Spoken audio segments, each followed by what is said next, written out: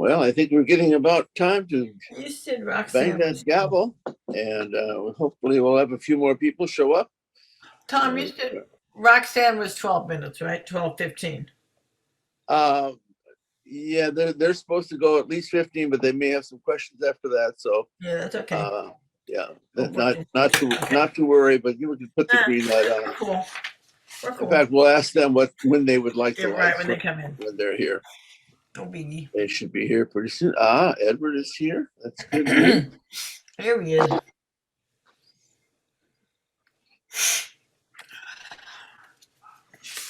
And Nathan's here.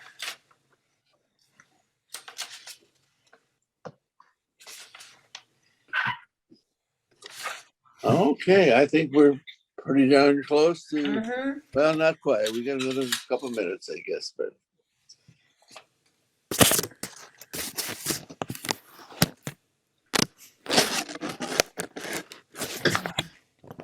I don't want to ruin my reputation. For so many years, I was always called the late Tom Jameson, so for a good reason. Okay. And Suzanne's here. The top cheese.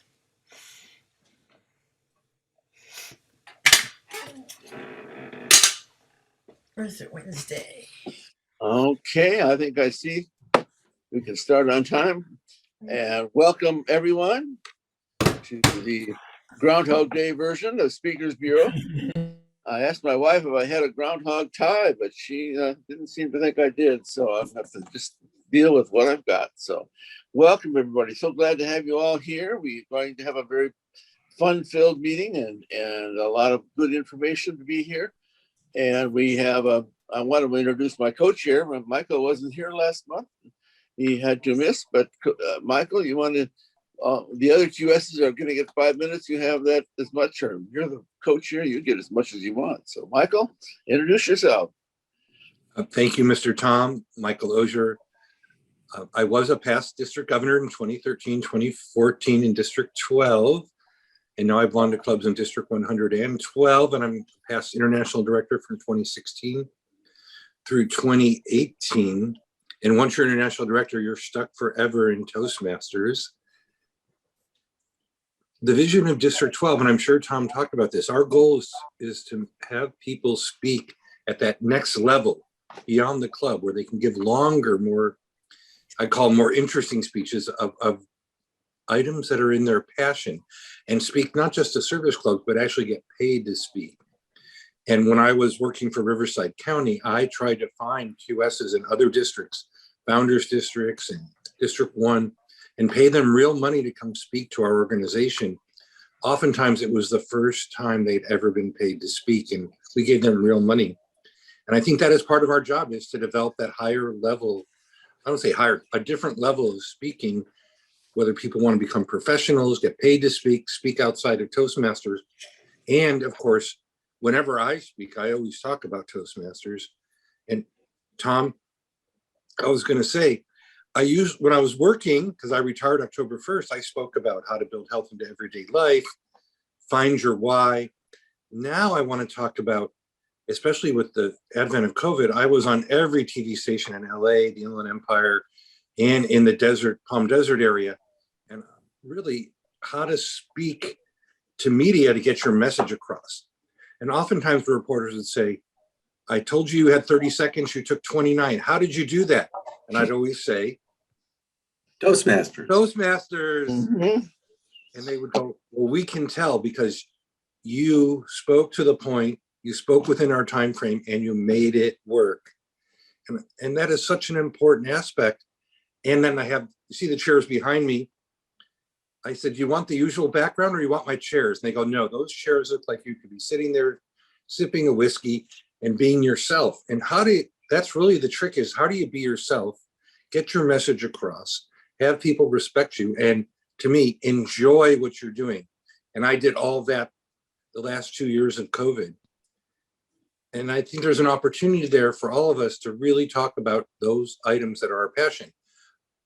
Bob Anderson and Roxann are going to talk about their passion. If you've heard Edwin's talk, oh my God, who loves CPR more than Edwin? Amazing.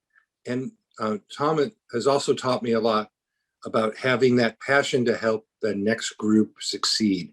And really, that's what we're doing here in District 12. I'm also the co-chair in District 100, that district just west of us. And they don't quite have that same philosophy yet. So I'm trying to bring that to them to understand what that is. And of course, tonight you have somebody that's going to inspire you besides the Andersons. You have one of our very favorite people from District 49, Rose. Oh my God. She succeeded where almost no one else did her year, and all of North America, Hawaii, all of that. She found a way to find success where people said there was none.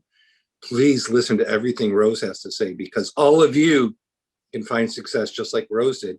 And I still don't know how she did it. And I've heard her speak half a dozen times on the topic. I still have a lot to learn from her. Tom, we have a lot of people to hear from tonight.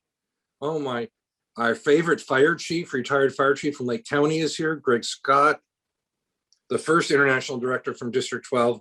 I was the fourth, so it's an honor to have Greg here as well. Tom, back to you. All right, thank you. Thank you, Michael. And you mentioned Greg, and since he is the other sitting international director that we have, who has been an international director, Greg, just a few words from you saying hi to everybody. Well, howdy, Inland Empire District. I love you guys. Of course, you know you're always my home district because Club 1348's there, and those are my beginnings. So it's always great because of Zoom. I get to see all your great faces and get to see all of you. That warms my heart, and it's really my mental vitamin to see you. Thank you, Greg. Tom, I believe our international director has joined us. Oh, we have this. Where is Karen? You can say a few words, Karen. Hello, happy Groundhog Day. 6 more weeks of winter, which is a very good prospect being in this lovely room with all of you fine members. It is always a pleasure to be here in the Inland Empire with District 12. And I absolutely adore the fact that District 12 taught me how to debate. And of course, enjoy whiskey and some chairs every now and then. Thank you everybody for coming today. And I am so thrilled to hear the speeches that we have planned tonight. Thank you for having me. Thank you, Karen. I hope you'll have saved up 5 minutes to talk a little longer at the end. And if Mark shows up, we'll like to see him speak too. That would be great. But we need to get on to the business of the day. Well, the first item of business of the day is to have our visiting Speakers Bureau Chair from Hawaii, Rose Curlin, will be speaking for about 10 to 15 minutes, and she's going to tell us a little bit about what they do. But right before the timing starts, Marilyn, you might allow her time to introduce any guests that she has brought to us across the sea. Rose? Thank you so much, Tom. And aloha from Hawaii, all of you, distinguished Toastmasters and guests everywhere. Thank you so much for being here. And yes, you know, you can be a rock star too. And so when you say you're going to be somewhere, you know how rock stars are? We were little roadies following everybody. I am so touched, so happy that we have that happening tonight. So first, I'd like to say, way far away from Hawaii, please welcome Jason Kao, all the way from China. Konnichiwa Choi. Hello, everyone. I'm Jason. Nice to be here today. During the Spring Festival, I'm available, so I'm very glad to be here and to enjoy the meeting. Thank you very much. Thank you for having me. Thank you. And now we have from Hawaii, our Hawaii people, and that is Sherry Imamura Ryan. Sherry. Aloha. I'm so happy to be here and join you tonight, whatever. Thank you. And also from Maui, the island that I live on, is Trisha Evans. All distinguished Toastmasters, all. Trisha. Hi, I enjoy following Rose. Even though I've been in Toastmasters longer than Rose, I learned so much more with her around. She puts me on wheels. We're kind of, one thing into our friendship, we found out like 2 years into it, we're cousins. Imagine that. It's been a pleasure. It's my pleasure to be here tonight and be one of Rose's roadies. Thank you so much. And so thank you everyone for welcoming us here today. And shall I give it back to you, Tom, or shall I just? Well, move now in? that we're ready for your presentation, I think, right now. Okay. After that, we So- will go to Nathan. For those of you who are watching the routine, we'll have Nathan. After that will be the Bob and Roxann Anderson, and then the introductions of our QSs. Rose, up to you. Okay, so now this is very casual. You know, I'm from Hawaii, so everything in our life is casual. Every single thing. You can share whatever you want to share. If you feel that it's a little bit queasy, then you can share it privately in the chat to me, and I'll get to it when I'm looking down on my computer. Because of course, we all know when we speak, we are to look into the camera because that is our audience. So if I get to your chat a little bit later, please forgive me. Ahead of time, I asked you for that. But let me tell you a little bit about myself so you can know where and why and how or where I come from, what I think. I didn't have much time to think very much because I was number 13 of 15 other brothers and sisters. Yeah, so I was, you know, when you're the little one in the big group, you don't get much loudness. But my mom was, bless her heart, was the daughter of ministers, generations and generations. So she would say, always remember, even though you're number 13 and you're the littlest one in the whole line, remember that David showed up only with a slingshot against a giant with a spear. And so for that, I remembered forever. It gave me from very young the confidence that although they were taller and older than I was, that I had a slingshot and I could take on giants no matter where they were. And then we all learn as time goes on that there are many giants in our lives that help us grow and become better. Now, I went on to go on to, school. I flunked college, not because I wanted to, but because my siblings felt that a pan on my head would be better to get me back to them to help the entire family. Now, the other 14 get home. So they put me into real estate. I flunked real estate exam too, but they said, no, you can do it. So I did it. And once I got all of them their homes that they wanted, which I was a top producer, but made $0 because they had no money for the down nor for the closing. So guess what? All my earnings went to helping them. And that's when I realized that my calling was not to finish my degree in nutritional science because I love food and I thought that was the best way to get to it. But my calling was to serve. And in that serving, I then started to love the business world. And from being a realtor, I moved into being a mortgage banker and have enjoyed that career for the last 30 years. Then now I decided that, I better make the decision that if I want to live stronger and longer, I better get on a health kick. So then now I'm a health coach. Oh yes, and at one time in my life, I even became a hippie. You know, when you show up at home and you got those beads twisting around and your mother goes, oh my gosh, what has happened to my child? So that's really where I come from. And, when I joined Toastmasters, it was because someone told me, let's go to lunch. And they had 2 little brown bags. I showed up with them to go to lunch. I said, where's lunch? They're like, oh, come here. You see this England Empire group? Yeah, just sit and we can have lunch because it's a lunch meeting and we can sit and have lunch and you can listen to them. I'm thinking, wow, that's my lunch date? But look at me. All these years later, I'm still here in Toastmasters and I'm loving every minute of it. I do share secretly and you can take it for whichever way you want. But the number one why for me lately is that I joined Toastmasters because I need therapy. Totally. And everywhere I turn, there's always someone who has something wonderful in their speeches, in their delivery, in their demeanor that I have as a takeaway. That is one of the best therapy in my life, how to look at things better.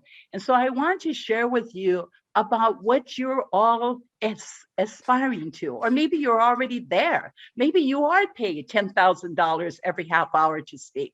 Who knows? But if you're there, awesome.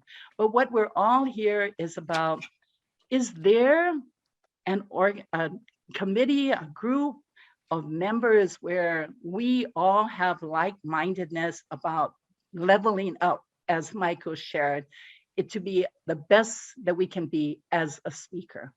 And yes, in districts across the globe, in Toastmasters, there is the Speakers Bureau. Now, every Speakers Bureau has a little different flavor, and that's what we love about diversity of Toastmasters across the globe. You wouldn't want it to be all the same, except that we know that all the same is that do's are do, and do's are do, and do's are do, right? We know that routine. But in Speakers Bureau, there's a little different seasoning that each of us bring to the table in our own world, in our own group. So I want to share with you a couple of things about Hawaii Speakers Bureau. When we formulated Hawaii Speakers Bureau, we worked with the district and asked, number one, that the Speakers Bureau be part of the district website, that it not be separate. And why was that? We wanted to attract not only people to consider speakers who have upped their game or upped their level or have become eloquent in their speaking, compelling in their content, but we wanted others to see that this is someone who was just the same as you, that started off in Toastmasters and look now where they're at. Here, as a qualified speaker that we feel has gone through the process that you would want to pay them. You'd be happy to pay them to speak at your organization. Or you'd be happy that they would speak and you'd graciously give an honorarium. You can accept honorariums, right? So we talked to the leadership at that time, and that was how Speakers Bureau for Hawaii Speakers Bureau is integrated and a part of the district website. And that has worked out extremely well for us. It doesn't mean that you cannot have another website if you would like, but you have now gone full circle. You have helped other Toastmasters aspire. You have also attracted an external audience that this is what you could do. It's more than just coming here and learning how to get rid of your ahs, ums, and you knows. It's more than coming here and learning how you need to be a collaborative leader and get rid of that dictator leader in you. It was more than that. And that was the reason why we put the district and Speakers Bureau as one cohesive group. The second thing that happened is that we had to find placeholders. You know, when we first started off, it was a brand novice idea. And so I went around the district and said, hey, would you like to speak outside at an organization, or, you know, maybe be on TEDx if we're fortunate to land that? And these speakers who were the daring pioneers became the placeholders. And they said, yeah, we'll help you start off this Speakers Bureau. And so that was the beginning of what was going to be the best lotus flower out of the muck. That was the beginning. So now, what happened since then? Since then, it takes PR. You can't just put your picture up in the hallway and expect someone to say, yeah, I want that person. And, you know, it's not like that picture where they advertise for the military. Uncle Sam wants you, right? It's not like that. So you can't just expect, any of us speakers expect that just because you're listed in the Speakers Bureau that bing, bang, bingo, you're going to get a job. or you're going to get recognized, or that you're going to land a speaking gig. It does take PR. So I want to ask you the question, and you can just put it in the chat, one to me directly or to everyone, I don't care. How many of you have a one-sheet speaker sheet? You put it in the chat. If you put one, that means you do. How many of you have, anyone who would like to share, please put it in the chat that you have a one sheet.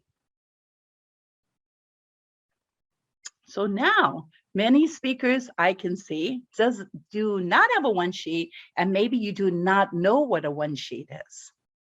Okay, it's very important as a speaker that you develop your image. A one sheet is something where you can give out in print, where you can have available digitally, that does the basics, your compelling reason why you should choose me. Concise and specific, why I would benefit your organization or you. Choose me. Because let's face it, if you have 30 people in your QSQ, you have 300,000 others in the whole big globe. Why would they choose you? So your one sheet needs to be compelling. Now, one sheet workshop training is a whole different story, and you are welcome to send me an email, or Tom can put my email in the chat for everyone to email me, and I'll be happy to send you the 1, 2, 3s ABC of one sheets. And in marketing, we say ABC, meaning always be closing. So that's the ABC of speakers. You'll always be closing. Every time you speak, you're closing. Every time someone sees you, you're closing. Now, your one sheet has to have your photograph. Please, everyone, do not use your photograph from your high school graduation from 20 years ago, right? I know we look cute. I know we were the prom queen, but when they interview you, guess what? Do not give them a heart attack. That would not be a good thing. So please, your one sheet does need your photograph. It needs to be something that is compelling because your passion explodes through the one sheet. Now, it's not like a whole list of bios. Now, I'm not making judgments about bios, but sometimes I get emails from people that have a whole thread of what they were doing. I was a famous dog walker. I was a cat walker. I did this. I did that. I mean, that turns off recruiters instantly. So be sure that your one sheet is something relevant of what you're promoting. Are you promoting dogs? Are you promoting conflict management? Are you promoting motivational speaking? Are you promoting how to make a book, how to publish a book? Whatever you're doing, get a one sheet. You want to learn more about one sheet, just let me know. So recognize who your target market is. That will help you with your one sheet. Is your message crafted in a way that's concise, compelling, positive, specific, and short? The great word that I learned in Toastmaster is succinct, right? Yes, succinct means that it's short enough that even if you could say it in 100 words, you could say it in 10 words. That's what succinct is all about. The other thing is that do not only depend on the Speakers Bureau to promote you. Do you have your website? If you do not have your website, look up all those free websites. Canva does websites for you. Google does websites for you. I mean, even your grandkid or your little teenager does websites for you. It doesn't have to be perfect, but someone needs a website. I'm going to tell you one more tip, and that is do not use rosecurlin@gmail.com as an example. It should be rosecurlin@speakerrosecurlin.com. Get your domain, because if you're just another Gmail, you know what the payers think? The payers think, this person is not a real speaker. Doesn't even have their own domain. I am on the yellow light, so I want to move in quickly that In Hawaii Speakers Bureau, no, we do not have monthly meetings. Someone had asked that question earlier. They are so busy, but we do have a sister link, and that sister link is the Hawaii Speakers Bureau Club. And so we meet twice a month all the time, because the speakers who are on the Speakers Bureau, either they come as guests to that club or they're there on a regular basis. And when you're at the club, speak as often as you can. As my good friend, world champion of public speaking, Willie Jones would say, he would say, take the stage whenever you can. If you cannot give 200 speeches a year, you need to keep taking the stage. So take the stage whenever it's offered to you. And now you have the world open up to you with global virtual meetings. There is no reason you cannot go to many, many clubs, many, many times of the day. Well, there might be a reason, like you don't want to get up at 3 a.m, right? But take the stage whenever you can, because practice makes you better. And a strong suggestion that I give to you, practice your same keynote over and over again at different places. If you have 3 types of keynote for what you are promoting, for what you stand for, practice that until it is so good that it's like getting up in the morning, brushing your teeth, combing your hair. Well, sometimes I comb my hair and, things like that, but make it an integral part of yourself. Social media, such as your website promotion, any kind of profiles is so important for you. Being in a speakers bureau is where you take pride of being part of an elite group. And what I say to everyone is that when you are out in the public, it is not only at the Speakers Bureau picture and look, it is everywhere that you're at. So when you are at meetings like I am today, dress your speaker profile. Be what you believe in, because I have been to many meetings and I have gotten contracts to speak for pay, as well as in my other career as a mortgage banker, as a health coach, because I dress what people are willing to pay for. Dress your destiny, dress your passion, dress your pursuit in print, in virtual, and all that you do. Back to you, Tom. Thank you, Rose. Glad to have you here, and I'm looking forward to having maybe some programs in the future that include your qualified speakers, and maybe some of ours will visit yours too. I know when I visited, we got to hear you're lucky enough to have a world champion in your group from Hawaii, but you also invited this last world champion, and we're hoping to make contact with her. Maybe she'll come and visit our district in the next. But I know one thing, Rose, if I see you stooping over to pick up a rock, I'm going to duck. Remember Daniel, right? Anyway, thank you for that. Okay, at this point, let's see, make sure that I see Nathan here. Our next speaker will be Nathan. He is a person who has been involved with Toastmasters. He's a rather young gentleman, but he joined his Gavel Club. I've known him for 5 years now. I think he first joined Gavel Club when he was just 14, had very good support from family. And he developed, he started competing in Lions Club and started competing in Rotary Club contests. And just about, I think every year that he competed, he would won one or both of those events. And last year he's done better than many of us, because he won $5,000 in scholarship money from Lions Club this last year. And he has visited here. In fact, not only that, he won our Table Topics contest in December. So congratulations to Nathan. Nathan has had some experiences that are different than most of us, because he is, over the last few years, has attended in-person education, has attended online education, and been homeschooled. And he's going to present his thoughts and ideas for his qualifying speech, and we'll have you voting at the end of that, and he will be made aware of the results within 24 hours, as is our routine.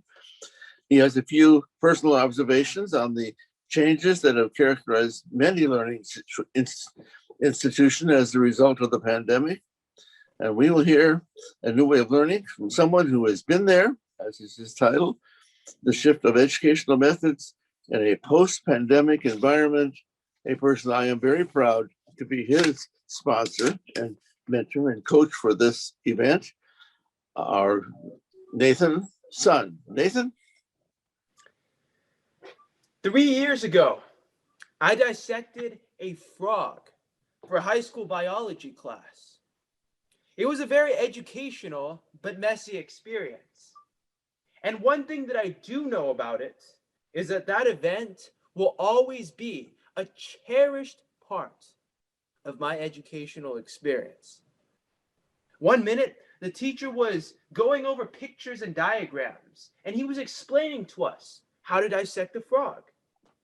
He'd say things like, okay, this is where you cut off the little leg, and this is how you open up the torso. But to be honest, personally, I didn't care. I didn't care about these things because to me, these concepts seemed to be rather vague and boring. However, these academic and distant concepts suddenly became very real the moment that my teacher announced that we would be taking an actual frog and filleting his tiny little body with our scalpels. For me, these concepts on dissecting a frog became very real the moment that I could put them into practice. Dissecting that frog helped me to learn not only from books and videos, but from personal experience. Now, students are facing a problem. How do you dissect a frog over the internet? My fellow Toastmasters, it is my privilege today to speak on a subject that is of paramount importance to me and to you as well. Believe it or not, the leaders of our educational system today are facing the same question. Are online learning methods an effective substitute for in-person learning? Throughout the past few years, we have seen a sweeping and unprecedented change in the educational methods that our system uses to teach our students. I remember when the schools were initially closed due to the COVID pandemic. We were promised a brief 2-week quarantine to flatten the curve and to ensure that everyone was protected. Now, at that point, I had been laboring away very hard at school, doing my work. And to be honest, a short restful break seemed like a very reasonable measure. It was almost like an unexpected vacation of sorts. And so, of course, I saw no problem with it. After 2 short weeks, I expected everything to start getting back to normal. However, things did not get back to normal. These 2 short weeks gradually turned into months of isolation with absolutely no end in sight. 2 years after this initial breakout of COVID, things are still not back to normal. Schools have opened, but to a limited extent, and there is still a very heavy emphasis on online learning methods for our students. Even now, after most people are vaccinated and the infection rate has gone down, many schools have still decided to maintain online learning platforms as an option for their students. Ultimately, it seems to me that online learning will be an important part of our educational system for the foreseeable future.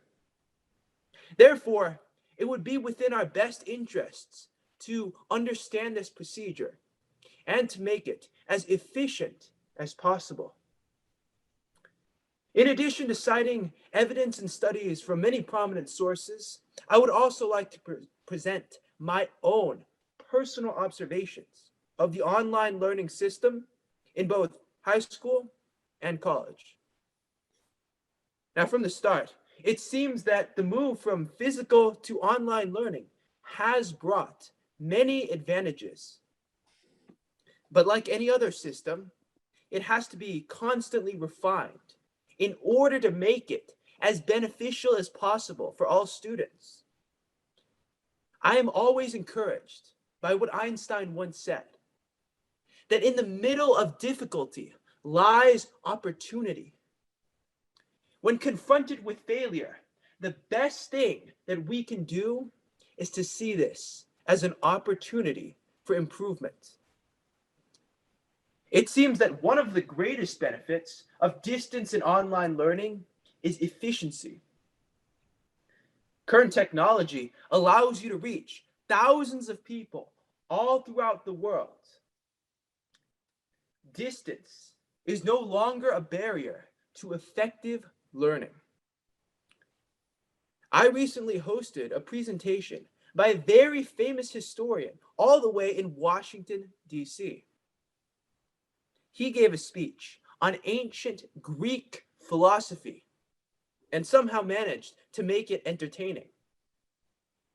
Everybody enjoyed the speech, and the speech was just the right price because it was free. But what made this speech so entertaining was the fact that this speaker never even had to leave his living room. There were no travel expenses or hotel expenses because everything was done right from his home over the internet. With distance and online learning, teachers can maximize their influence while minimizing costs. And students no longer need to waste time and money by traveling back and forth from school. Online learning can work, even for a subject that is as complicated as law. In 2019, Forbes magazine reported that online learners were 2 times more likely to pass the first-year student law exam than in-person students. And if it is done properly, online learning can be just as engaging as more traditional methods. Distance and online learning is a wonderful tool to improve education. However, I would be lying to you today if I said that it was perfect.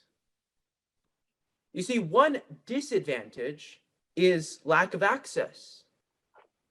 Even in the 21st century, many American students, unfortunately, do not have reliable access to the internet.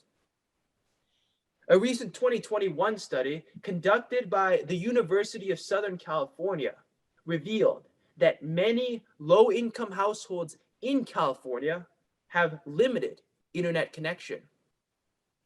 This study found that, quote, nearly 1 in 5 low-income households reported without going with internet for extensive periods of time.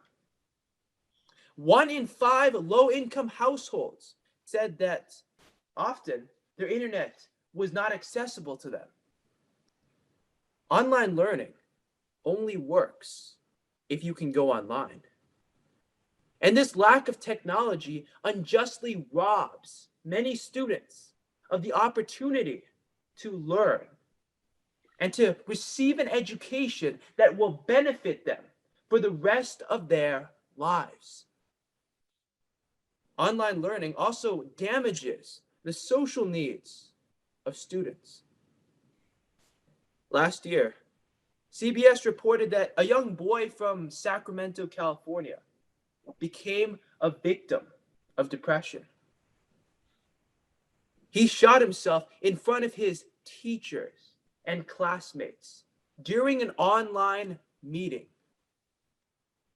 In 2020, the Center for Disease Control found that 1 in 4 young people have experienced suicidal thoughts. And this is largely due to the lockdowns and the extended isolation that was supposed to combat the spread of COVID. Every day we hear of more people who are losing their will to live. It is true that we can see and hear each other over the internet, However, I believe that many will agree with me that there is a distinct human element that is not present when we are meeting online. Now, another extremely damaging instance of online learning and a huge disadvantage, in my opinion, is something that I call the boredom factor. All of you, esteemed Toastmasters in this meeting, I'm sure have been paying very close attention to my speech today. And I'm also certain that no one during this entire presentation has gotten bored or distracted. All of you have been paying close attention to this speech and to everything that I've been saying. But unfortunately, many students may not have that same level of concentration and self-control. You see, the average student may have to deal with seeing their teachers lecture for hours over the internet. And this happens repeatedly, day after day, week after week, and month after month.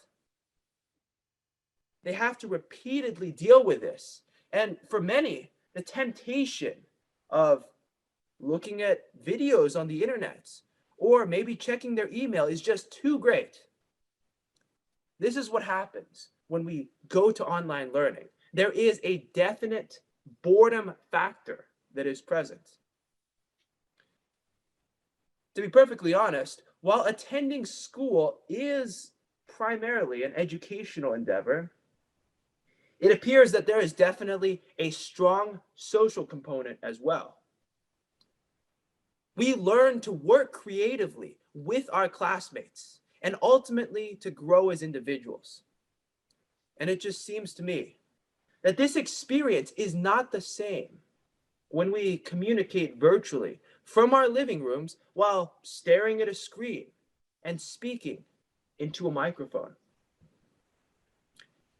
Distance and online learning are amazing gifts of technology, but can they replace dedicated teachers and mentors? At the end of the day, we must ask ourselves, what is necessary for a good education? When I think about what defines a good education, one word comes to mind: people. A computer cannot replace loving parents and dedicated teachers. And the reason that we can all expect a brighter future is because of the people in our lives. Like Einstein, I believe that in the middle of difficulty lies opportunity. And during this crisis, there is the opportunity to help those who are less fortunate. I happen to know that there are many resourceful, talented, and experienced people in the audience today. Some of you have spent many years working in the professional field and have a vast reservoir of knowledge and experience. Some of you may even be professional educators who feel that perhaps you could do something more for your students. Well, the answer is that you can do more. Personally, I've always appreciated it when my professors and teachers took extra time out of their day to help me with difficult questions or to understand some new concept. Even outside of the classroom, I've been extremely fortunate to meet people who have donated their time willingly to help me to improve as a Toastmaster and as a student. Many times, this has happened informally. It didn't occur on a strict time schedule for a school, and I had to take the initiative to ask questions and seek help from those experienced individuals. And personally, I believe that this is the solution. At the end of the day, so many traditional outlets for education, like schools, have been crippled by government regulations, and students have to be more creative in finding independent ways to learn. We have to help ourselves, and we have to help each other. Students need to take back control of their own education. Now, I have had the good fortune for many years as a homeschooled student. And this is exactly what the name implies. I was studying mainly from home. Now, whenever I told people that I was homeschooled, oftentimes they'd assume one of two things.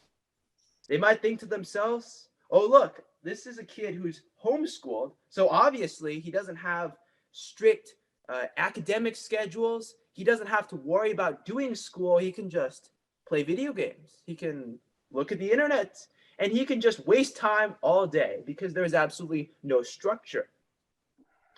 Other people might assume that I, as a homeschooler, have had a very hard life. I haven't had access to other individuals to talk to outside of my family, and I am socially stunted and awkward and shy. Now, as I'm sure you can probably notice by now, neither of these two things are true. However, what is true is that homeschooling has taught me to be more independent and creative as a student.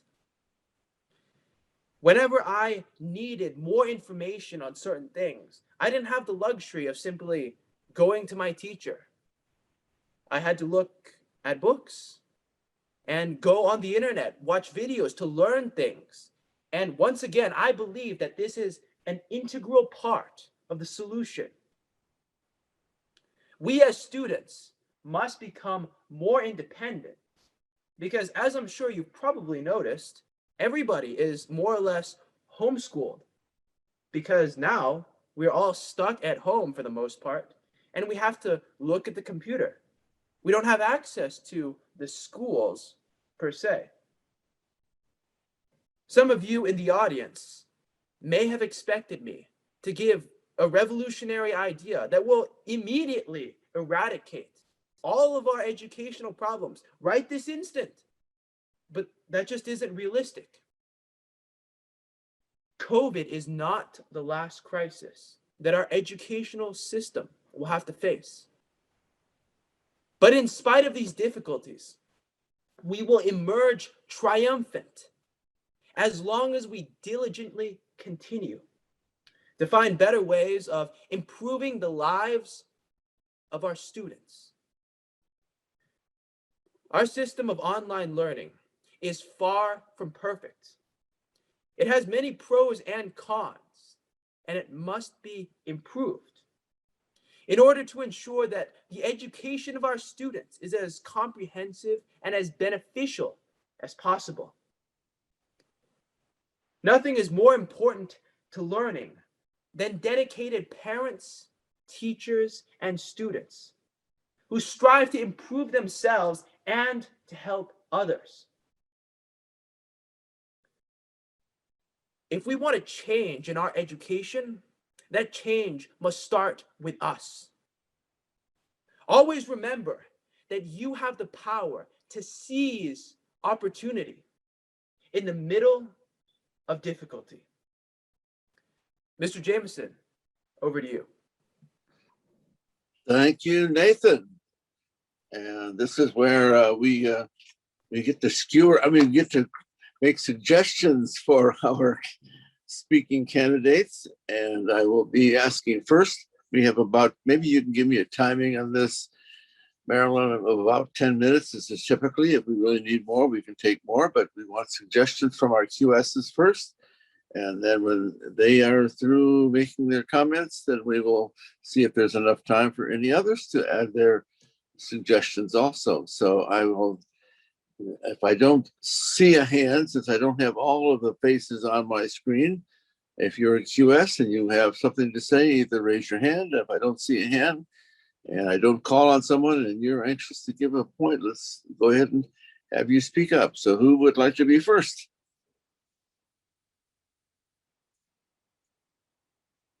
Must be Bob somebody. Anderson has his hand raised. Okay, Bob, go ahead. Nathan, I thought that was an excellent speech. I thought your personal presentation skills were excellent. You stood up, you looked good, your hand gestures were good, you were confident, you had a lot of things going for you. One thing that I might suggest, you even mentioned it in your speech, is that there's this boredom factor. If there's some way you can change the modality a little bit, because the longer the speech, the harder it is to keep the attention at all times. You almost have to change the modality, like use some, share your screen or show a book or do something to change the modality. You did great for a standalone speech, but the Zoom does make it a little bit more difficult. And I would just suggest that you figure out a way to change the modality. But I thought it was an excellent speech. Yeah, that's true. I have had a few people who want to go for their QS and have said once Zoom is over, then that's when they wish to go. So it is an extra challenge, that's for sure. Okay, do I see another comment? I think Michael Ozier. I see a movement there. Michael? Thank you, Tom. So Nathan, super much improved over just a few weeks ago. I love the story of the frog. And I think using that as the theme, perhaps you could weave that into the whole story of even show us a scalpel and pretend to cut into the frog and use that as, because nobody's ever bored when you're cutting into a frog. I mean, it's just disgusting. It may turn your stomach, but you're never bored. And talk about how that hands-on approach within the online is what we're searching for and really what you're alluding to throughout the talk. And I think by bringing that up as your constant theme, you could even say, don't be the frog, be the whatever, the embalmer, whatever that is. And I think that would really bring it home, because what you're saying is true, that we haven't trained people how to give this message, but the frog thing, I think, would really do that. And again, what a great improvement over just a few weeks ago. Very impressive. Thank you, Michael. I know, speaking as a retired person who did teach at one point, taught physics and biology and chemistry, there's so many other similar, comparable stories too to talk about in terms of the need for that in-person education. So let me see if we have. Yeah, Karen. Go ahead, Karen. Yeah. Thank you very much, especially to Nathan. Thank you so much for your speech. It was a massive improvement over the last couple of weeks. So it is clear that you are coachable and you heard feedback and assimilated that into the presentation you gave us today. To piggyback on what Bob had said, our first qualified speaker to give you feedback, in terms of modality, one of the things that we are doing in especially educational settings, as well as in professional settings, is being able to tune in and tap into the audience virtually. And what that means is encourage them to drop comments into the chat or raise their virtual hand if you want to get some sort of feedback. The interaction is the key. And a best practice is to have 1 or 2 slides or some sort of verbal pre-framing up front that cameras are on unless you're eating noodles or something along those lines. That way, everybody is turned on and actually interacting in the virtual environment. I am thrilled to see how well you did tonight, and it is a pleasure and an honor to have your message here today. Thank you so much for your speech tonight. Thank you, Karen. And the other Michael. And the other Michael. Nathan, that was a wonderful speech. I was shocked with how much energy you started with. It was great. What I would like to suggest, however, is there must be a change of pace somewhere within it. Piggybacking on what Bob said, in a 20-minute speech online like this, there is a period in there where our attention will wane a little bit. You need to do something to grab that attention again. And a change in pace does that a lot. One of the things I like to try to do is compare speaking with songwriting. And you'll notice even within a 4 or 5 minute song, they will change the pace at least once, if not a couple of times, in order to make a change in the song and prepare you for that climax at the end. So that would be my suggestion, but I loved what you did. I loved your suggestions, and I'd like to hear this again some other time in the future. All right, thank you, Michael. Do we have a comment? Diane, would you like to add something, or you don't have to? That's up to you. Yes, sure. Nathan, I think it was an excellent speech. You delivered it very well. And the only thing I would add, again, I agree with Michael at the end, change the vocal variety a little bit and add more pauses for showing that you really want to make an impact to show something that's very important. So add some pauses in there to break up the rhythm of your speaking a little bit. But otherwise, it was a great speech. Thank you, Diane. Charles, how about you? Tom, Suzanne's also on there. Oh, okay. Go ahead. Well, Charles, do you want to go now?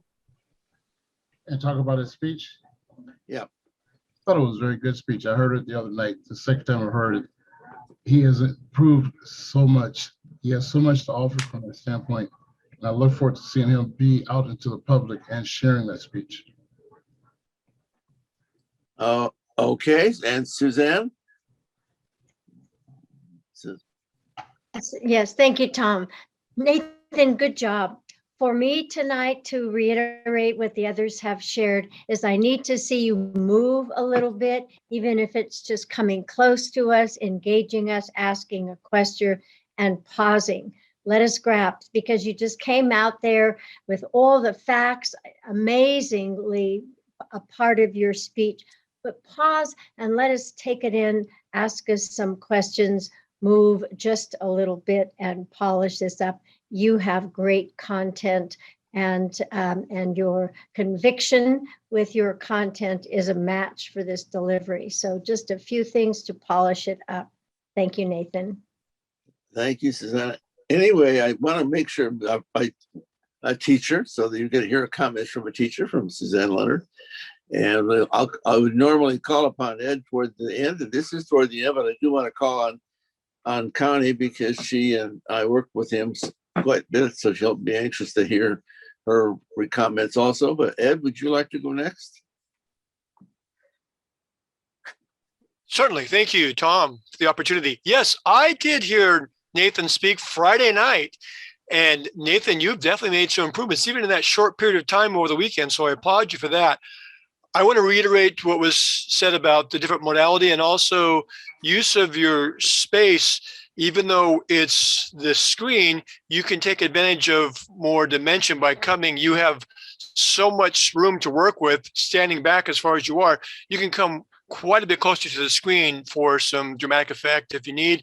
And also, I want to congratulate you on picking the framing for your presentation about education and having a library of books in the background. It just perfectly matches up with your message. Great presentation. Really enjoyed it. Thank you. Back to you, Tom. Thank you, Ed. Thank you, Ed. And I'll call upon.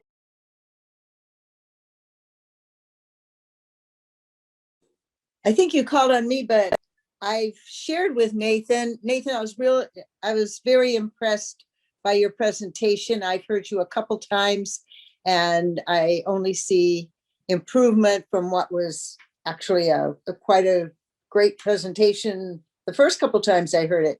But I see Roxann also would like to share, so I want to pass the opportunity to her. Thank you, Connie. So a couple of people mentioned changing the modality a little bit, and one way of doing that is by adding humor. You did that, I thought, very effectively. At one point, you kind of picked on yourself a little bit. It was the self-deprecating humor and talking about homeschoolers are sometimes viewed as awkward. And I thought that was funny. And of course, the best argument that that's not true was your speech. So add a little bit more of that.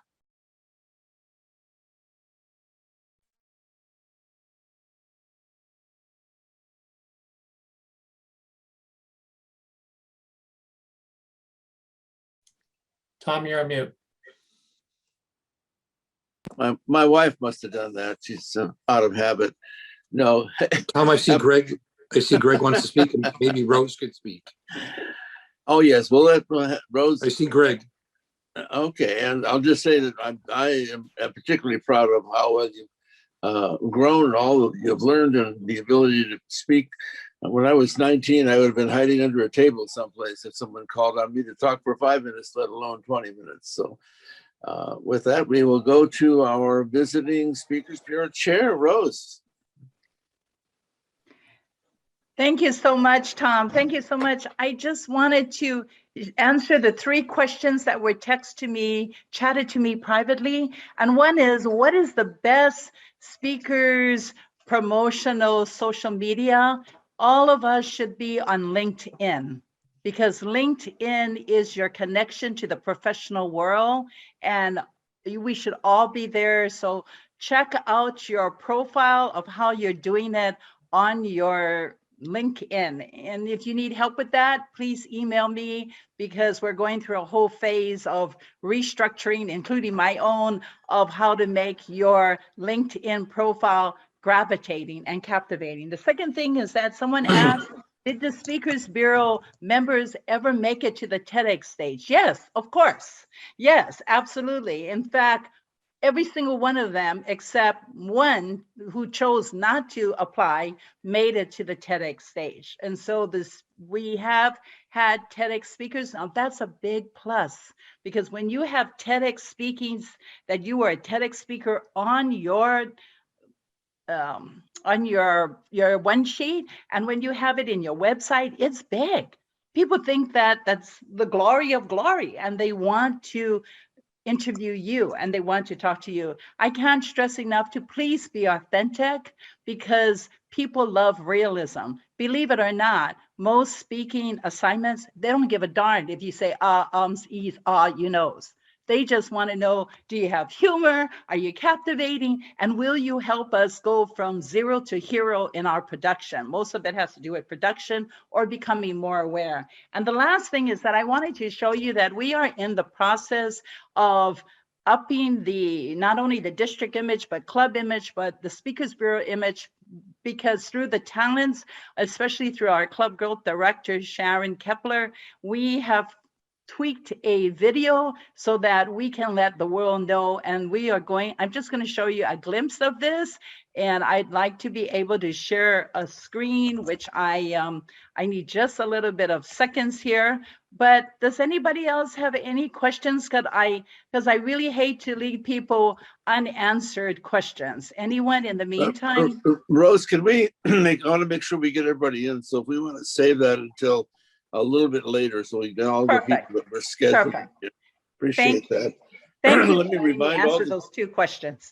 Back to you. Let me make sure that all the QSs know that you need to submit your vote in chat to Rob, or to make sure Rob Gunnerman gets those votes, and that we will try to scare Nathan a little bit by making sure you know that you will have to get a 2/3 vote. That's our rules. So hopefully you'll do well that way.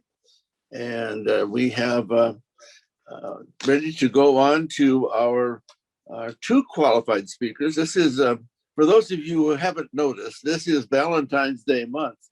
And I thought it only appropriate that someone who might be an expert, a couple of people who were kind of experts on keeping those relationships warm, are 2 members of my home club, Club 1348, Bob and Roxann Anderson, who have written a book, The Marriage Dance, and they are going to share with us some working together and steps for improving your relationships.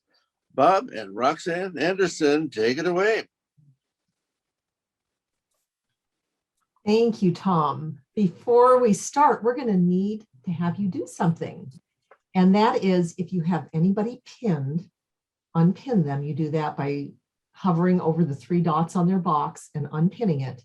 And then if you would drag my box and Bob's box up to your upper left corner of your screen, so that we'll be together and you can see us together, that would be really helpful. So let me give you just a few seconds to do that.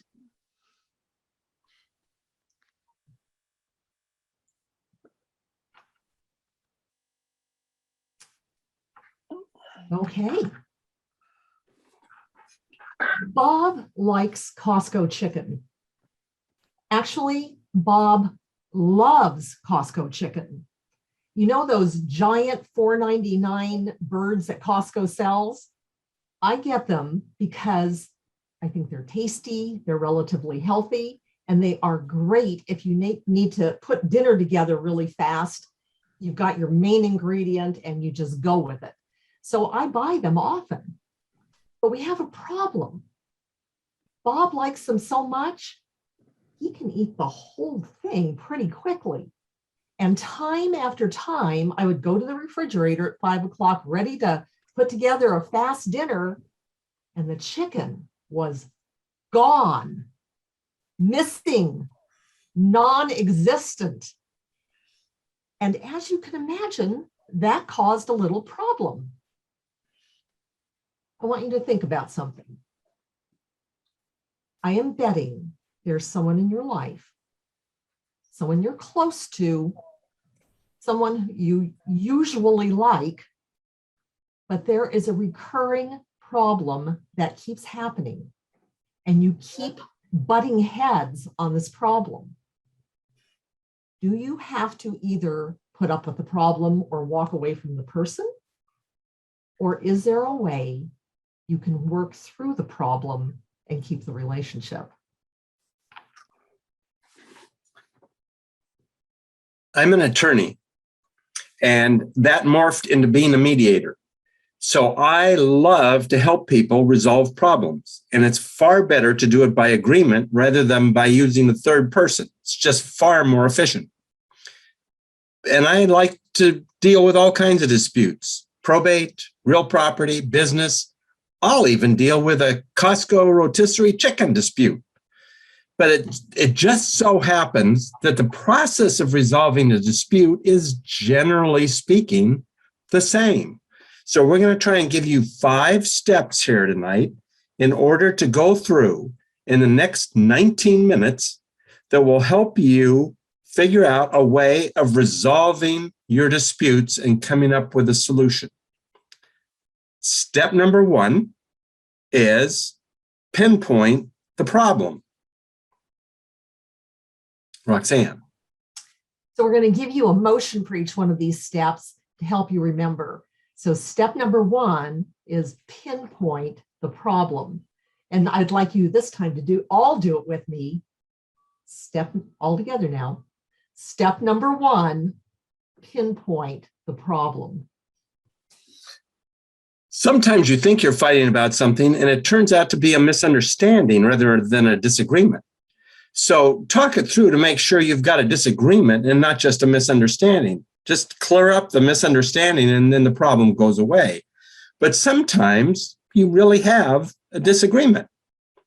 So it helps to just state the problem in like one non-accusatory sentence. So Roxann, how would you state the problem? Okay. Well, I would say that I've planned out dinners and I have this dinner in mind, and then I go and the main ingredient's missing and I have to punt at that point. That's the problem. Okay. So from my perspective, I get hungry in the afternoon and I want to eat something and I hope it's not sugar. Chicken is protein and healthy. I like it too. So sometimes when I am nibbling on chicken, I feel like I'm in trouble. I don't know whether I can eat it or whether I have to stay away from it. So how would I state the problem in one sentence and state it objectively? Is this an objective statement? Roxann doesn't want me to eat the chicken she bought for me to eat. That is not an objective statement of the problem. It's kind of an accusation. So let me say it in an objective way. We can't agree on how to deal with Costco's rotisserie chicken when it comes home. Does that sound more objective? And can you see the identification of the problem? So the first step is state the problem or pinpoint the problem. So let's do it all together again. Step number 1, pinpoint the problem. Step number 2, calm the emotions. If somebody's irritated, angry, furious, jumping up and down, it does not work. If your emotions are out of control, your mind stops thinking. And if your brain is in fight, flight, or freeze mode, you have destroyed your ability to think. In order to help resolve the problem, you need to calm those emotions. Then you can talk about it rationally. So pick a time that is beneficial for both people and get both emotions calm. So here's your motion for step number 2. Calm the emotions. Would you all do that one together? Step number 2, calm the emotions. Okay, so Roxann, how do you feel when you went to the refrigerator and the chicken was missing? How do I feel when I go to the refrigerator and the chicken is just gone? I feel, not again. You might notice that that is not a calm, dispassionate way of discussing the problem. So how, as a practical matter, would you calm the emotions? One of the most effective ways is to tell her what you think her emotion is. Just tell her the emotion and watch. Roxann, I think you're angry. No, it's not that I'm angry. It's just I get so frustrated when this happens.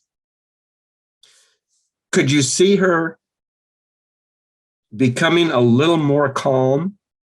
And when she feels like I understand her emotions, we can then start discussing the problem a little bit easier. So I think just she changed the frustration from anger to frustration, and I could have just said, so you feel frustrated, and that will allow her to feel heard. So that's step number 2. So let's take it from the beginning. All together. Step number 1, pinpoint the problem. Step number 2, calm the emotions. Step number 3, listen with your head and your heart. Now, we're not ready to negotiate yet, but we're now discussing the problem. The first step in discussing the problem is understanding the problem. And the best way to understand the problem is not to talk about your position, but it's to understand the other person's position. And the best way to do that is to listen. What does she think the problem is? You already know what you believe. You need to understand what the other person's thinking. And there's 2 ways of doing it, but let's just ask Roxann. So, Roxann. Here's your motion for step number 3. Yeah, well, what's the problem? Yeah. Okay, let's give them the motion for step number 3. And as Bob said, there's going to be 2 parts. So step number 3 is you've got to listen with your head and your heart. Okay, so you want to state the problem, Roxann? Okay, so my position would be when I have a chicken in the refrigerator and I think it's going to make at least 2 meals for us, I should be able to expect the chicken to be there when I need it. That's my position. Okay, so we're listening with our head and with our heart. So she just gave you the information necessary for the head, a statement of what the frustration is so that you understand what her frustration is. But there's another thing that's really kind of important here, and that is you want to know, she happened to react by exploding in frustration. Not everybody would react that way. There's something going on inside of her that is causing an emotional reaction. You kind of want to know what it is. If you ask the question, why did you explode in anger? She might think, I'm trying to pick a fight, that she has done something wrong. So you want to know why, but if you ask the question why, she'll think you're picking a fight. So there's a better way to ask that question. And the way to get to the heart is sometimes better. What is it about that is so important to you? So Roxann, what is it about that that's so important to you? Well, I guess it's that when I make a meal for you, it's an expression of my love. And I want to make a meal that is just something you'd really enjoy, that you delight in. And so I put some thought into it, some planning into it. And then all of a sudden I go and my plan is just out the window repeatedly. And I guess I feel like you just don't give a rip. Thank you for sharing that with me. I didn't realize you felt that way. I never want to make you feel that I don't care.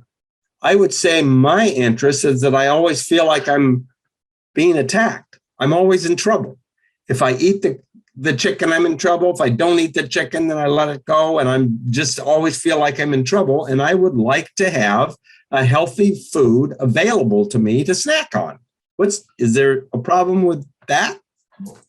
Bob, to start with, I never want to make you feel like you're in trouble. That is not what I was going for. What I'm going for is to let you know I love you and want to do something nice for you.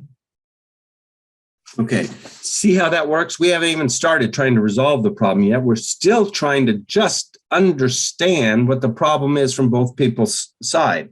So that's step 3.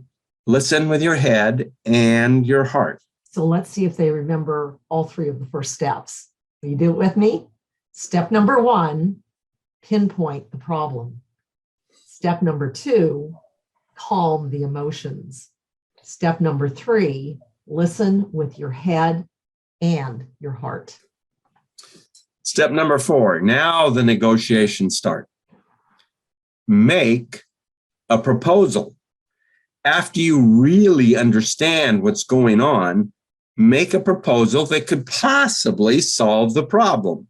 And that's two things you've got to do. 1, you've got to propose something that you're willing to do, so that if they say, yeah, let's do that, you're on board. Okay, I can do that. Something that you're willing to do. But also, if possible, suggest something that you think they might be willing to do. Whether they are not is still to come, but make the proposal, put it out for discussion, and don't just, accuse them or go ahead, but make a proposal that might work. So and be flexible and be creative. Think about this. So here's the motion for step number 4. I'm sliding the proposal across the table. Okay, so step number 4, make a proposal. So Roxann, what would you propose? Well, my proposal would be, I bring the chicken home. I think that I'm going to have a couple of meals. If you could just leave the chicken alone until the end of the week and then finish it off, whatever's not left, that would work. That doesn't work for me. I get hungry in the afternoon, and then I have to wait till the end of the week to have a snack. Plus, the chicken's hot when you get home from Costco, and that's the best time. It's the tastiest right then. And it's also a healthy snack. Why can't I have some? What's your proposal then?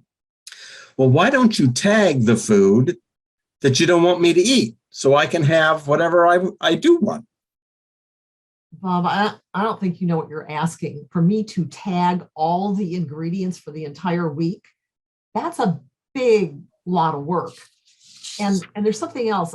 I'm not sure you would even go looking for tags on things. I don't know that you'd remember to do that. So I don't think that's going to work. So what do you propose? All right, let's try this. When I cook a meal, usually what I want is the breast. If you would leave me the 2 breasts, if you want all of the dark meat for snacks, I wouldn't care about that. That actually works for me. I like the dark meat. I love the dark meat. I would much rather have the dark meat than the white meat. Why don't you let me eat the dark meat and I will leave the breast for dinner? That works for me. And it so happens that's exactly how we resolved this dispute. That was a real dispute in our house that got resolved in that way. But what happens if the other party either won't respond or is not open? Couple suggestions here. Here's a question for you. So, what's your proposal? Some people will go around and around and around and around telling you what the problem is.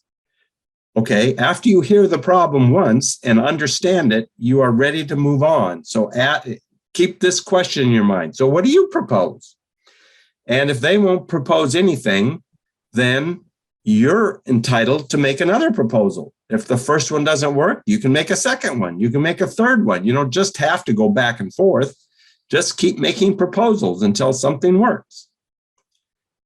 Roxann. So I'm gonna lead you in the 4 motions that we have so far. Bob, you watch all the Zoom boxes and make sure that they have it, okay? And this time we're going to do it a little bit faster. Step number 1, pinpoint the problem. Step number 2, calm the emotions. Step number 3, listen with your head and your heart. Step number 4, make a proposal. They do it? Okay. Yes. All right. And step number 5, work to keep the relationship. This is actually important. This might be the most important one. Keep that relationship. Keeping the relationship is more important than finding a solution to the problem. If you seek a solution that both sides feels work, then the argument goes away. The disagreement disappears. You have an agreement. And you are able to work through what was initially a disagreement. You're just coming to some kind of conclusion. You don't want them just to accept your idea. Forcing your idea down their throat doesn't work.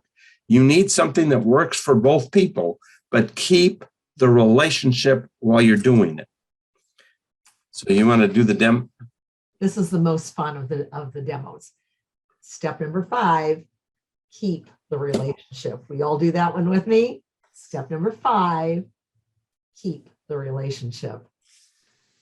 Okay, we do have a minute or two for a couple questions. Does anybody have a short, specific question on how to apply these principles?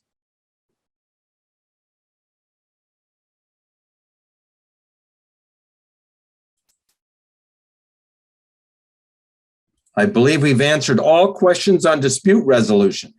Everybody is now an expert in dispute resolution. So let me just make a couple comments to help out. Keep trying to understand the other person's interest and keep making proposals. It's Greg. I think we have a question here. Yes, it sounds like to me, once we learn this lesson, we work to make it a habit between the two of us to keep it focused. And once we develop a habit, that's hard to break because we love each other more. Yes. And one thing we've noticed, and this is my second point, is sometimes you can keep it lighthearted. You can joke about it. One day there'll be a Costco rotisserie chicken story that I can put into a Toastmaster speech someday. So here's a couple other things. Keep affirming your love. Just try to indicate you don't want to lose a relationship. The relationship is important. You're trying to find a common agreement. And another thing that sometimes comes up is give them space, give them time.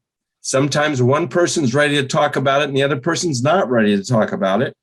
One thing I have noticed is some people think a discussion on a disagreement is very short, and it almost always takes longer than people think because you're discussing with somebody who really doesn't think like you, and you've got to come up with a solution. So set aside enough time, the appropriate time, and give them space so that you're not pushing. But those are some ideas on how to resolve disagreements and keep the relationship in a marriage or in any other relationship. Roxann. Tom mentioned that Bob and I speak on marriage. We actually wrote a book. It's called The Marriage Dance. It's available on Amazon. And there is a free booklet on our website. And by booklet, I mean 10 pages, very, very short, that parallels these exact steps. I will put the information how you can get those into the chat. And as Greg mentioned, part of the trick of this whole thing is you have to make it a habit, which is why we've gone over the steps so many times with the gestures. So here's the last one all together now. Step number 1, do it with me, pinpoint the problem. Step number 2, calm the emotions. Step number 3, listen with your head and your heart. Step number 4, make a proposal. Step number 5, keep the relationship. Now go and spread a little love, Mr. Toastmaster. Thank you, Bob and Roxann. I'm sure koalas will be looking forward to you're giving that program to them on the day after Valentine's Day. We figured that was really appropriate for you to do that. And I think maybe there's some money involved with you guys making presentations at Costco business meetings. So I'm sure that's a possibility. And I would like to talk to you maybe about how we're going to resolve a conflict I might just have with the home base umpire that calls me out scoring the winning run in the tournament. So I don't know if there's some way I can try to meet his interests and my interests at the same time, but I will certainly plan on trying to use your suggestions. Maybe that will work and I could get him to change his call. Okay, we do have some time left to have we promised to let you meet some of our QSs that did not get a chance to be introduced at last month's meeting. And number 1 will be Michael Olson. Michael, you have our timing will be up to 5 minutes, and we'll hear a little bit about Michael. Thank you very much, Tom. Good evening, everyone. If you're in Hawaii, good afternoon. And for those of you maybe in China, good morning to you. I originally had wanted to give this speech last month so I could wish you all a happy new year. Well, this is actually better because now I get to also wish you a happy Chinese New Year. We all love to have a new year, and we often will make resolutions for this new year. I used to do this. In fact, I became an expert at making broken resolutions. That is up until last year, when I sat down and made more than a resolution. I was very happy to see 2021 arrive. And I sat down on January 1st to read a new book that I had, which was Jack Canfield's Success Affirmations. But after reading the first chapter, I did what I usually do, which is peek ahead to chapter 2. And I found something that was very interesting, so I went ahead and read chapter 2 as well. At the end, there was an exercise to write a life purpose statement. Immediately, I replaced making a resolution with writing that life purpose statement. And the reason I did is because I thought of a different book, Jeff Olson's Slight Edge. In there, he talked about making small improvements every day. But there is a second idea there that's probably a little less known, which is the problem comes down to those small improvements are very easy to do. But because of that, they're also very easy not to do. The difference with writing a life purpose statement is it's much more powerful and much harder to not do. I sat down and wrote for 2 days to develop my life purpose statement. And as soon as I finished it on January 3rd, my life began to change. See, back in 2020, I happened to be engaged, but it fell apart by September of 2020. So when I went into 2021, I looked at my life purpose statement and said, it's time for me to find somebody. And I met somebody on January 5th, started talking to her every single day, and married her on December 5th of 2021. Thank you very much. Also in 2020, I was lamenting over the fact that my environment was stagnant. I had lived in the same small, tiny, cramped little place for 5 years. I had not gained much in the way of income. And I'd lived in Southern California for 36 years. So on July 4th of 2021, I left California and moved to Denver, Colorado. Also, I was struggling as far as career is concerned because back in 2010, after having destroyed my life with an addiction, I had decided I wanted to help other people overcome their addictions. But as of 2020, I still didn't have a really good idea how to help people overcome those addictions. But as soon as I moved to my new environment in Colorado, I discovered a way to do it. So I studied how to become a life and success coach. I studied hypnotherapy. I studied the beginnings of NLP practitioner. And in December of 2021, I had my first client that I was helping to overcome addictions. I still have some days where I don't make the progress that I wish I did, but those are far and few between compared to what it used to be. I urge you to take a hard look at your goals, your dreams, your purpose, and create a life purpose statement. Make it bold, make it powerful, perhaps even unselfish, but make it more than a resolution. Then get ready for an amazing transformation. And I want to thank you, everyone. Have a great night. Thank you, Michael. I didn't realize you were coming from so far also. Thank you for doing that. And I think it's time for me to call on Ed. Ed was hopefully able to be introduced last month and was not able to. So Ed, let's hear it from you, our one and only permanent accredited speaker in District 12. Thank you, Tom. Appreciate that. Before I tell you a little about myself, I want to tell you about someone who was also from Hawaii. Rose, you may not know, someone in our Speakers Bureau audience is a neighbor of yours. I don't know if she's on the same island or a neighboring island. Do you know who that is? Okay, I didn't hear you mention her name when you talked about your followers that.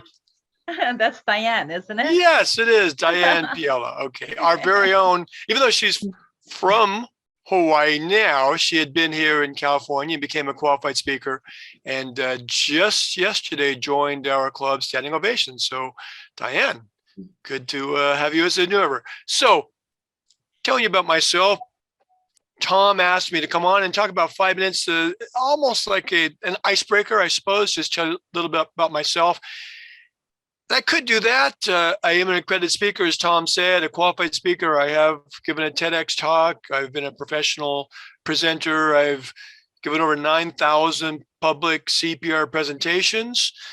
which might sound impressive, but you know, there's somebody else who gave almost 9,000 public presentations to much larger, more raunchous, what's the word I'm looking for?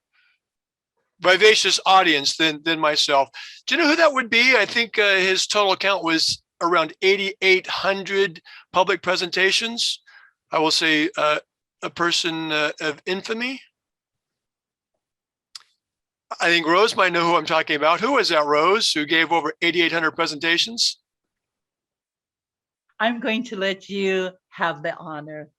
Say it to everyone. Oh, I don't know if it's an honor, but it was Adolf Hitler. So I am proud of my CPR heritage. I've been doing now for 34 years. I started when I was 2. I was a child prodigy, started teaching CPR at the age of 2. I also am a runner, and one of the things I enjoy about running is not only doing races. I happen to have ran more 100-mile races than anyone in the world. I've completed 219 100-mile races. I also have won more than anyone else in the world. I've won 67. But what's most enjoyable about running for me is sharing it with others. And I had the distinct honor of someone also in our listening audience. I was able to coach this individual to their very first marathon finish. And who would that be? Karen Lucas. Yes, Karen crossed the finish line at the LA Marathon in 2017. It was my great honor to coach her. I remember she was traveling around, and at one point she was, I don't remember what state it was in, but it was some state that was pretty much frozen over. She had to go get her mileage done at the treadmill in the gym, but she was right on top of her mileage requirement as her coach, and very proud of her. And her success was obvious when she crossed the finish line. But I want to encourage you to do what I've done, taken a hobby and pursued it. Running has been a hobby for me. I wish I could say I've learned a way to monetize it, but I have. I've learned a way to monetize it by putting lots and lots of money into my hobby, but I haven't learned a way to reverse that process and bring money back to me from my little hobby.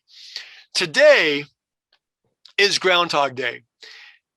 And I love the movie Groundhog Day.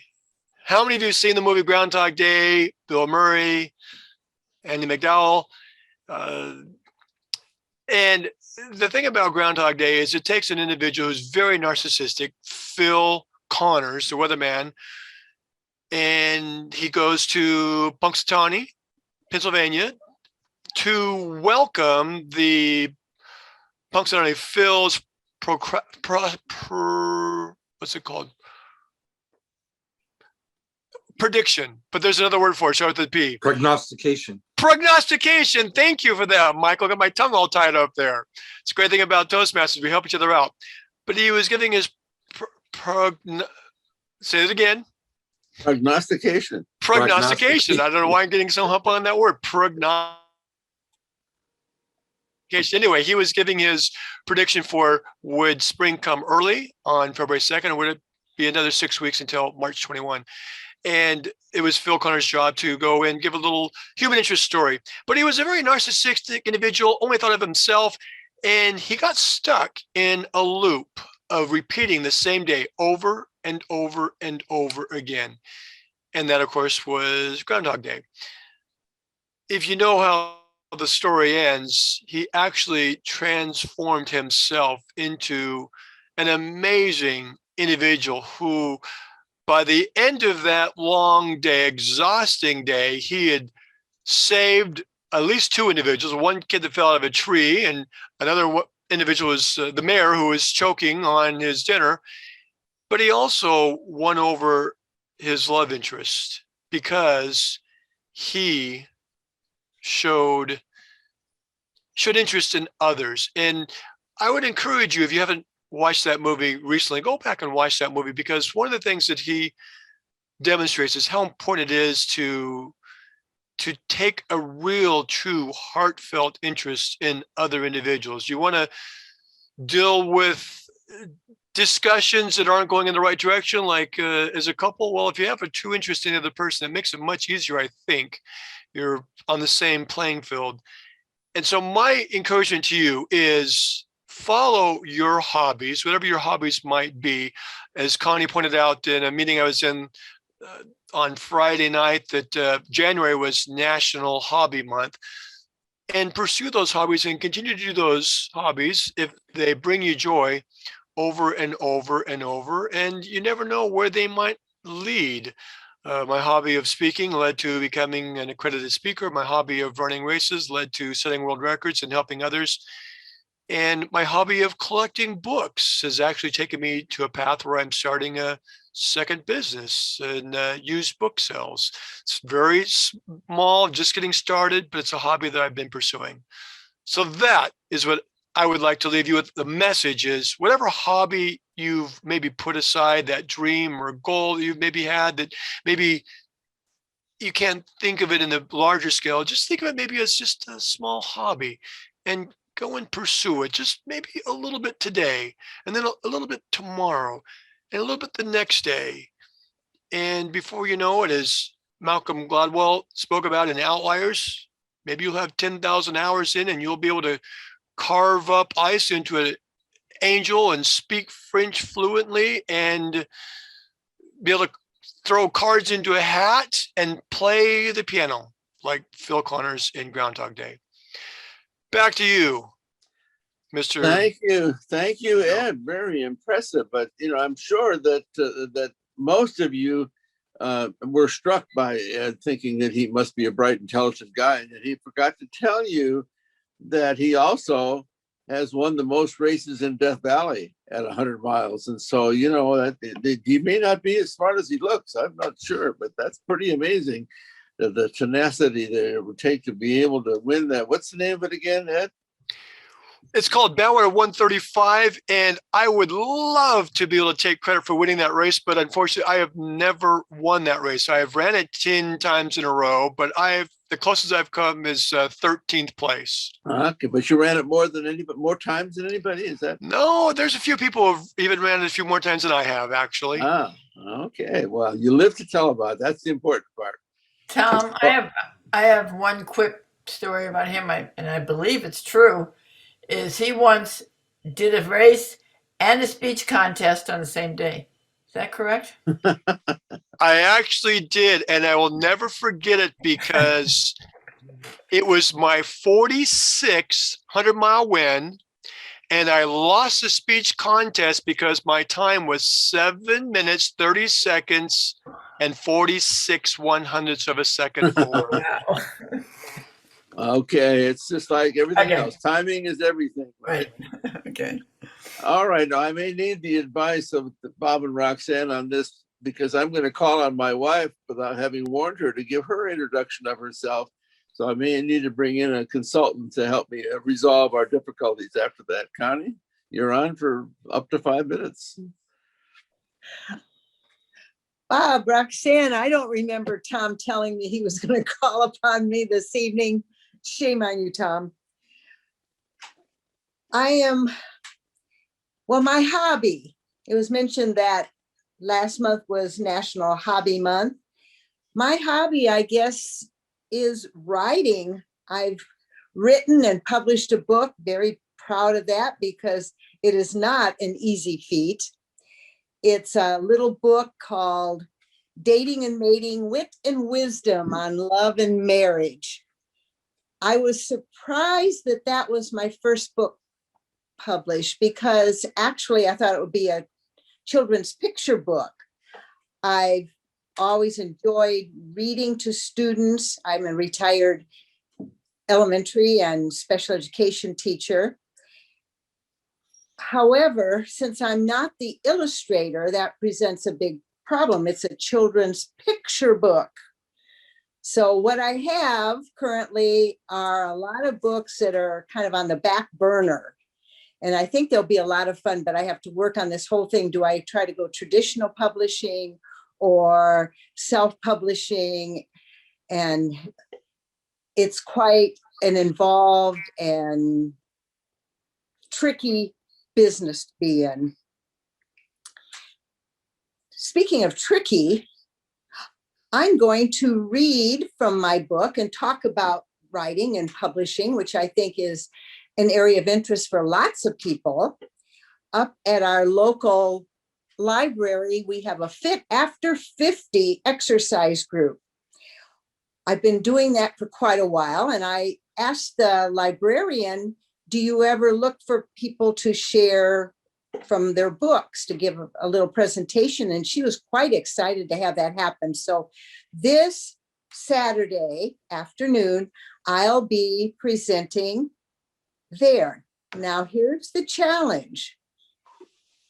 We are under a mandate to be masked at all inside venues.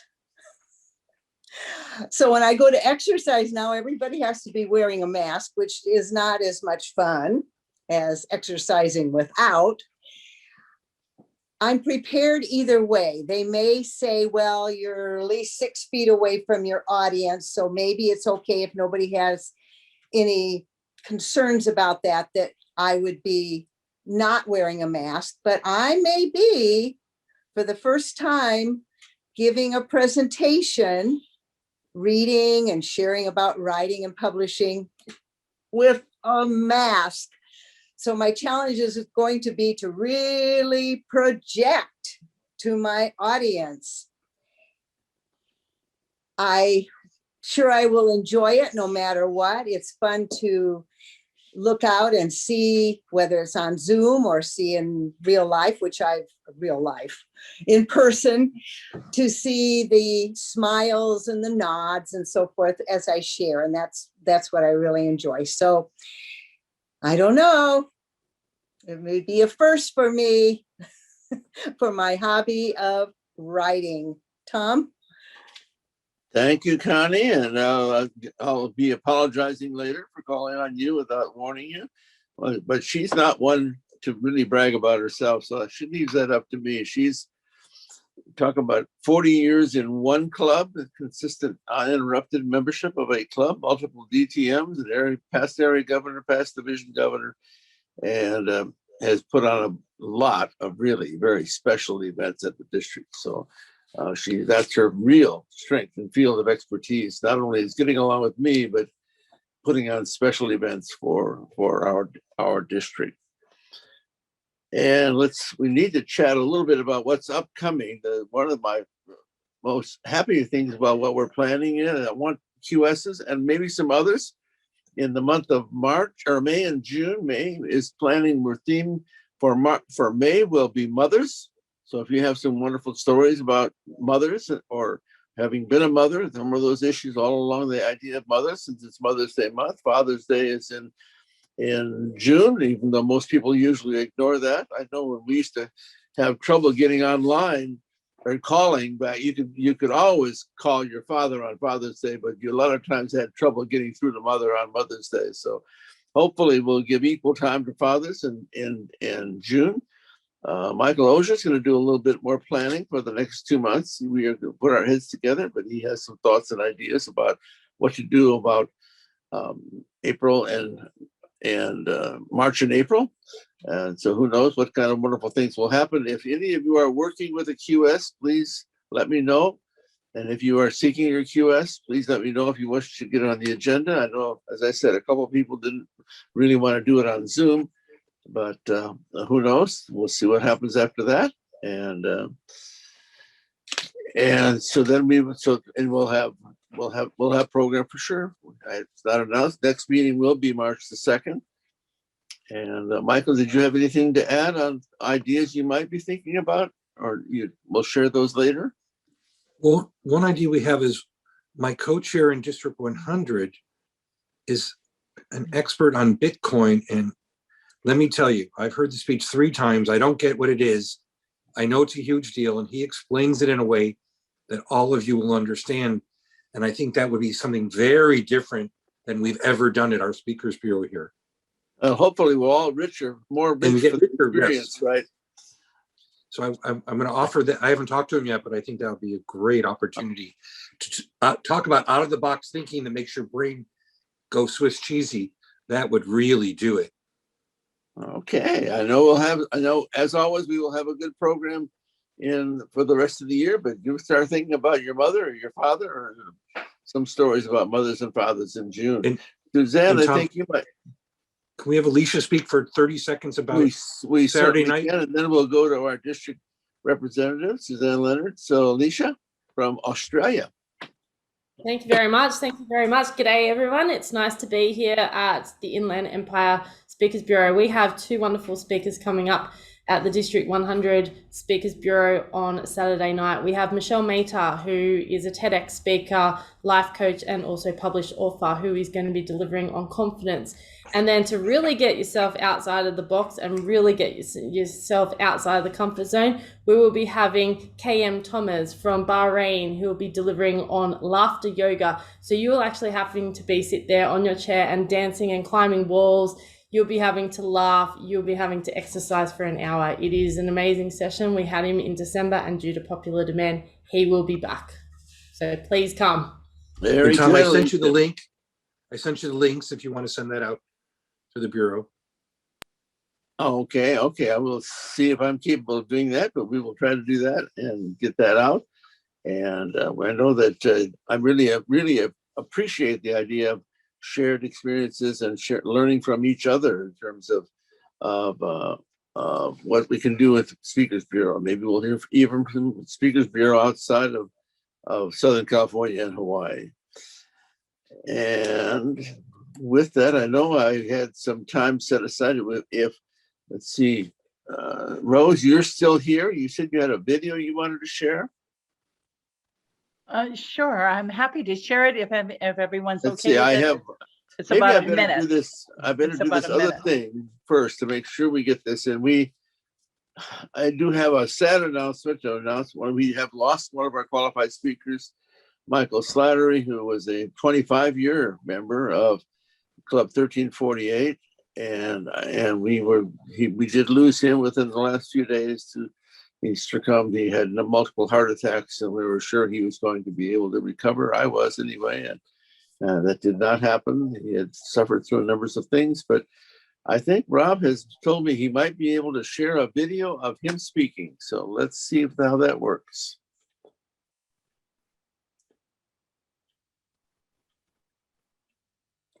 Don't hear any sound yet.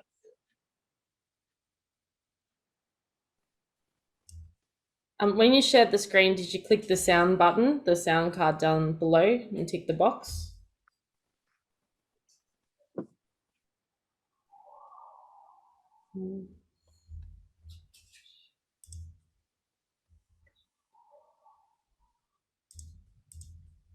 So you didn't, hold on one sec.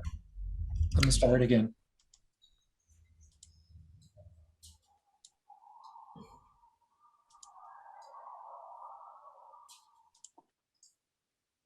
My first meeting at Club 1348 was due to an invitation by one of the vendors that comes to my office and tells me that I need to learn how to speak better. And here this man is telling me that I need to learn to speak better, and he is trying to sell me his product. And I'm saying, wait a minute, how can this be? And he said, because you need Toastmasters. And he belonged to Club 1348. I came to the meeting with him, scared to death, and I heard first speaker of the day was a gentleman by the name of Michael Martin. He spoke so well, and I thought if I could only speak as half as good as this gentleman could, then I would be satisfied with what I had. And since that time, I've been here almost 18 years. My name is Mike Slattery. If I can do it, you can do it too. Very, very good story. Reminded me of another story. Rose mentioned that she was first convinced to join Toastmasters when someone invited her to a meal, to breakfast or whatever the meal was. She invited her to share a meal with them, to come to the meeting. This is a true story of basically the founding father of Club 1348, which has been distinguished forever and ever and ever, like 30 years, whatever it is. But they were trying to start a club in Riverside. And a friend of his, who was actually the sponsor of the club, invited him to the meeting, and he says, "No, I'm just too busy. I just can't do that." And the next week he says, "Well, we'd like to have you come to Toastmasters. Why don't you come?" And he says, "You don't realize this. I'm a new partner in the law firm, and I've a number of children, and trying to just do my business and get started." He says, "No, I just can't." Third week comes around, he says, "Really need to have you come to Toastmasters." And he finally says, "Oh, I told you I'm just too busy." And he says, "Are you too busy to go to breakfast with a friend?" Well, he went, and he was there for 49 years. So that little lesson you might take with you when you know someone who's not sure about going, never give up, because you never know. You just might find someone who will dedicate 49 years. And basically, he was my inspiration and most highly respected person, Alan Powell, because he was the president of the school board, the community college board, and member of the year community, and all kinds of wonderful things. And I thought, if he has time to squeeze out to go to Toastmasters, I think maybe I can do it with my life. So with that, Rose, you have that video ready to go? Yes, I do. And I just want to preference that. Thank you so much again, everyone, for inviting me and letting me present our perspective. This is a video that District 49 is promoting and this is just a sampling of what we are going to promote injecting the Speakers Bureau into it. So this was on the club level and overall district level, and we are going to tweak it so that it can be utilized in the Speakers Bureau and shared with corporations and companies so that they get a quick 30 to 60 second view of what it's like to come to have a speaker from our district. Good communicators tend to be good leaders. Let Toastmasters help you find your voice. By joining, you will develop and improve your skills in communication, public speaking, networking, and leadership. Welcome to District 49. Toastmasters has been in Hawaii since 1948. With over 60 clubs covering the state, we have helped thousands of people become more confident and polished in their communications. Toastmasters is a worldwide organization providing high-value learning opportunities, giving you a competitive edge anywhere you're at.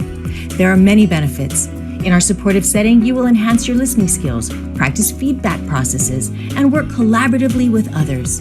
You will gain self-confidence and self-awareness. You'll enjoy a program that allows for unlimited personal growth at your own pace. The cost is minimal and the benefits long-lasting. Ready to check it out? Contact a Toastmaster you know or go to our District 49 website and search for a club. Show up a guest and leave as a member. Visit a club today. Thank you so much for letting me share that. We are going to tweak it to fit the Speakers Bureau so that we can promote our speakers across the board. Thank you. Back to you, Tom. Well, I thank you all. Turn that share off. Thank you all for being here. Thank Marilyn for being my timer. I too often forget all the essential people that help make this thing work. I thank Rob for his wonderful amount of effort and his future dedication to making sure that our technology end of this meeting works, and has done so many good things in terms of sharing videos and so on. So he makes sure that our meetings are available on YouTube. And so he's the one responsible for that that level. Thank you to Bob and Roxann for their thoughtful presentation. I know that Kiwanis will be enjoying that meeting when you guys go in the day after Valentine's Day. And thank each and every one of you for being here. Without an audience, there's no reason for us to even be here. So thank you much for attending. And happy Chinese New Year. Well, yeah, we'll see you all. Take care.